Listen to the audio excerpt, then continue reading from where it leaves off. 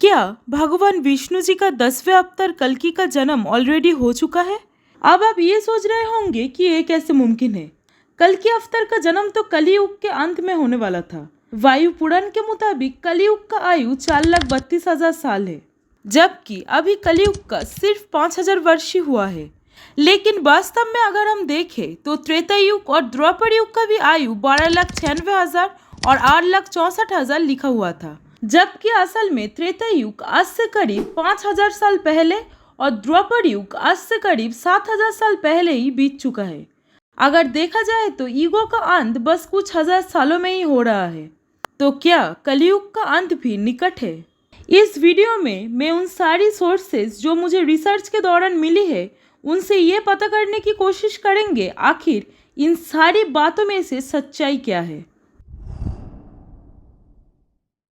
ओडिशा के महान संतों अच्युतानंद दास जी और पंच सखाओं के द्वारा लिखा गया भविष्य मलिका। माना जाता था कि अच्युतानंद दास जी के पास भूत, वर्तमान और भविष्य को देखने की शक्ति थे और उसी एबिलिटीज को यूज करके ही उन्होंने इस बुक को लिखे थे। इस बुक के अनुसार कलयुग का आयु सिर्फ 5,000 वर्ष ही है। इस बुक में लिखा गया है कि कलयुग के अंत में आसमान से तेजाब की बारिश होगी। पुरी की जगन्नाथ मंदिर पूरी तरह से पानी में डूब जाएगा। कलयुग की अंतिम लड़ाई कटक के एक किले में होगी। इस दौरान खाना और पानी की वजह से सिर्फ कुछ ही लोग अंत तक सरवाइव कर पाएगा। कल्कि पुराण के अनुसार कलयुग का अंत भगवान विष्णु के 10वें और आखिरी अवतार भगवान कल्कि के प्रकट होने के साथ ही होता है। कल्कि पुराण के अनुसार जब दुनिया में अधर्म और पाप अपने सारे हदों को पार करेगा और जब इंसानों में इंसानियत नाम की कोई चीज़ नहीं बचेगी और जब ये दुनिया अपने आप को ख़त्म करने की कगार पे खड़ी होगी और तब हमेशा की तरह इस दुनिया को बचाने के लिए और धर्म के पुनः स्थापना के लिए भगवान विष्णु अपना एक अवतार लेंगे, अपने 10वें और आखिरी अवतार कल्कि अवतार। कल्कि पुराण में और भी बताया गया है कि कल्कि का जन्म उत्तर प्रदेश की संभल नाम की कोई एक गांव में होगा। उनके पिता होंगे विष्णु यासस नाम के एक ब्राह्मण और माता सुमति होंगे। उनके 4 भाई भी होंगे जो उनका मकसद पूरा करने में उनकी मदद करेंगे और इस समय 7 चिरंजीवी भी आएंगे उनका साथ देने के लिए और उनका मकसद पूरा करने में उनको मदद करने के लिए, जो सदियों से अपना कर्म पूरा करने के लिए और कल्कि अवतार से मिलने के लिए बेसब्री से इंतजार कर रहे हैं। ये 7 चिरंजीवी है श्री हनुमान, वेद व्यास, परशुराम, राजा बाली, अश्वत्थामा, विभीषण और गुरु कृपाचार्य।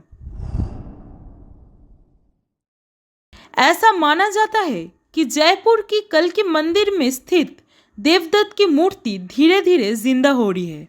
मंदिर बनवाते समय किसी तरह से इस मूर्ति के आगे वाले बाएं पैर पर एक घाव का निशान बन गया था। ये निशान कब और कैसे पड़ा वो कोई नहीं जानता था, लेकिन बहुत कोशिश करने के बाद भी उस घाव को नहीं भरा गया, जिसके कारण उसे वैसे की वैसे ही छोड़ दिया गया। लेकिन हैरानी की बात तो ये है कि समय के साथ वो घाव अपने आप ही भरता जा रहा है। ऐसा माना जाता है कि देवदत्त की मूर्ति धीरे धीरे जिंदा हो रहा है। माना जाता है कि जिस दिन वो घाव पूरी तरह से भर जाएगा उस दिन देवदत्त जिंदा हो जाएंगे और ये उसी दिन होगा जिस दिन इस धरती पर भगवान विष्णु जी का 10वें अवतार कल्कि का जन्म होगा। वो देवदत्त नाम के एक सफेद घोड़े पर सवार, सूरज की किरणों जैसे एक चमक, हाथों में तलवार होगी और उनके शरीर से उभरता हुआ एक तेज होगी और उनका चेहरा साक्षी होगा उनके दृढ़ संकल्प और सच्चाई का, जो उनका बल और साहस का प्रतीक होगा और उनका शरीर एक महान योद्धा जैसा होगा। भगवत पुराण के अनुसार कल्कि अवतार इतने शक्तिशाली होंगे कि किसी बुरी राजा के राज्य को एक ही झटके में खत्म कर सकेंगे। ऐसा माना जाता है कि पाप और बुराई इतनी तेजी से बढ़ रहा है कि कल्कि समय से पहले ही इस धरती पर आ जाएंगे और इस धरती पर अधर्म का विनाश करके धर्म का पुनः स्थापना करेंगे।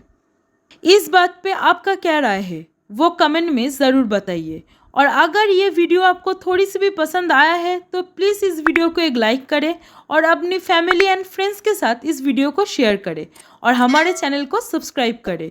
तो मिलते हैं कोई और इंटरेस्टिंग वीडियो के साथ, तब तक के लिए हर हर महादेव, जय भोलेनाथ।